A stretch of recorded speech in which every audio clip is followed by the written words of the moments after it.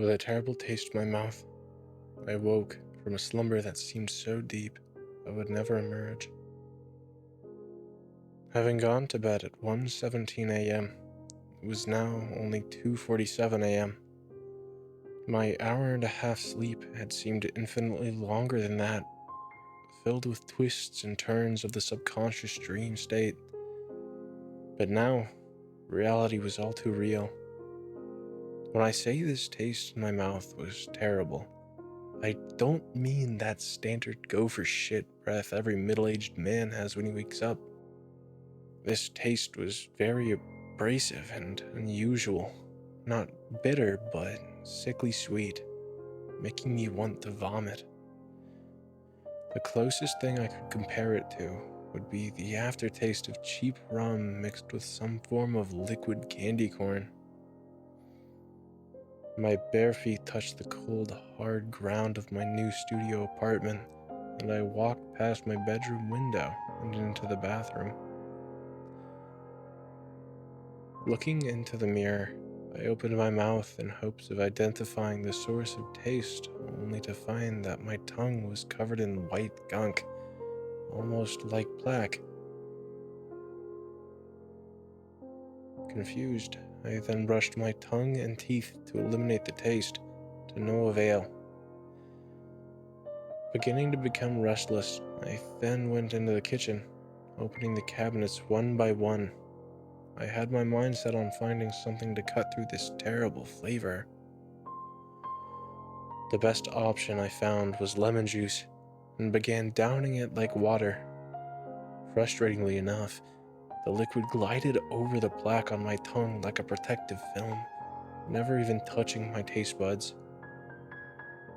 Throwing the lemon juice to the ground, I went back to my bedroom. Suddenly, and all at once, I was aware of a presence. A warm, throbbing, almost painful sensation came over me, almost like an external source of nerve stimuli, boldly yet calmly letting me know that I wasn't alone.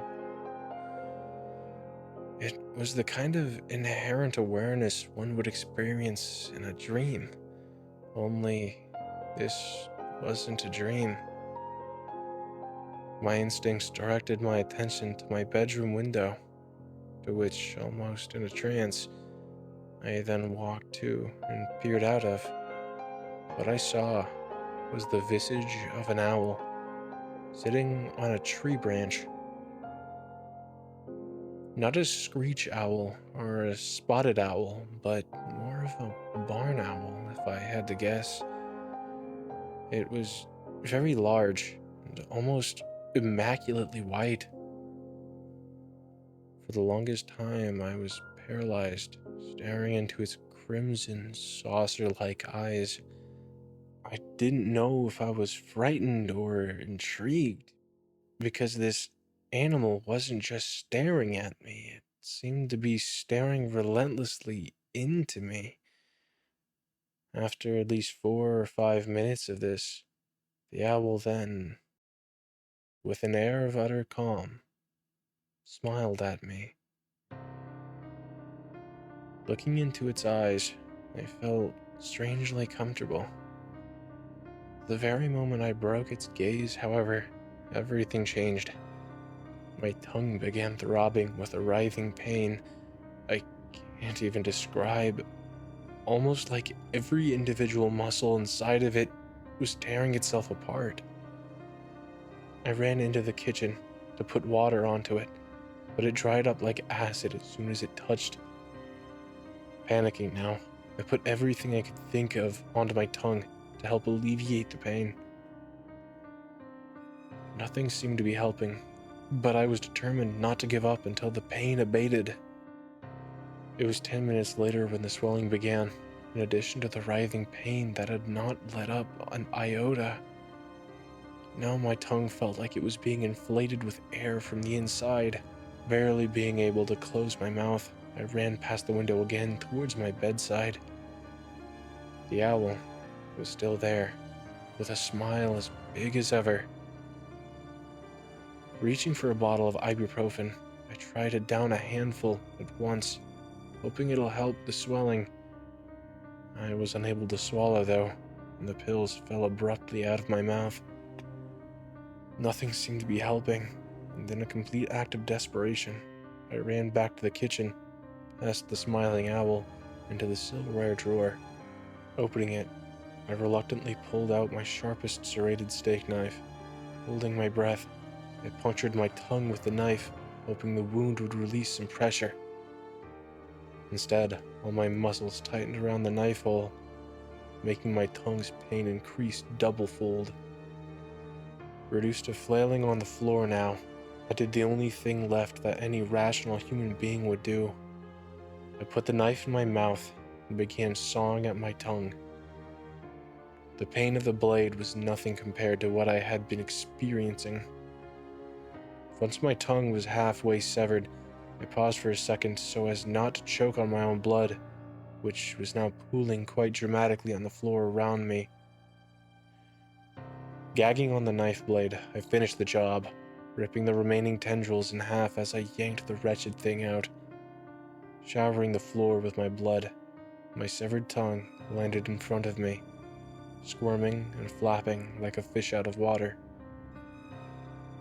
Disgusted and mortified, I kicked it across the floor, into the bedroom, and closed the kitchen door, as so not to see it, and even worse, not to hear it, flapping around. Plugging my mouth with paper towels, trying desperately to maintain the bleeding, I sat crouched in the corner, suspended by shock and disbelief. As my heart rate finally slowed, I was still frozen with fear. So many thoughts were rushing through my mind. They were almost indecipherable. What the hell just happened? Is that a medical condition? Am I dreaming? What was that owl? Was that an owl? Then all too suddenly, the most horrifying revelation came over me, like a dark cloud. That owl had smiled at me through the window. It is anatomically impossible for an owl to smile. Overcome with a raw sense of primordial dread, I realized the truth. That's not an owl. There is no owl. That's not an owl, I screamed to myself. The glowering question now remained, if it wasn't an owl, what was it? I was beyond caring. I didn't want to know the truth. I didn't even want my tongue back. In that moment, all I wanted was to get away from the owl and back to placid safety. That is when a swooping noise broke my train of thought. Quickly, all fell silent, almost as if things were normal again. After waiting, I slowly opened the kitchen door to find that the severed tongue was gone. Approaching the bloody pool on the ground, I looked out the window once more, which was now strangely open. Staring back at me with crimson eyes, the owl was still perched on the branch. However, now, it was poised to open its mouth. What happened next is beyond my realm of understanding.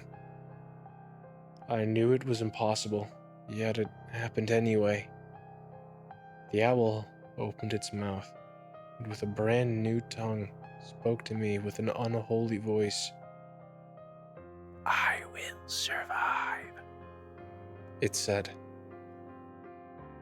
Its smile then spread wider than it had before, revealing a pearly white set of teeth. It was at this point that I blacked out from fear. Once I awoke, the owl was nowhere to be found. The bleeding in my mouth had clotted, and I immediately got my things together and headed to the hospital. Once I was in the emergency room, having to communicate with a pad and pencil, I informed the chief surgeon where I came from. A look of general unease came over his face as he reluctantly told me that the previous tenant of my apartment came in exactly 1 month prior, mysteriously missing all of her teeth